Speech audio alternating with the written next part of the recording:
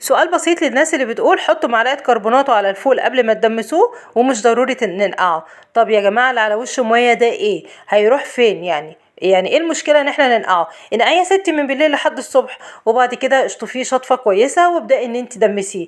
يعني لازم يا جماعة نعمل حاجة صحية قدر الامكان، مش موضوع ان هو يستوى بس. انا نقعته 12 ساعة من بالليل للصبح، وبعد كده زي ما انتم شايفين شطفته شطفة كويسة، وهبدأ ان انا ادمسه. هحطه في الحلة لان انا ما عنديش فوالة، وهحط عليه فنجان كده من العدس الاصفر وطماطمايه ونص ليمونه، وزي ما احنا شايفين شويه كده من الفول المدشوش.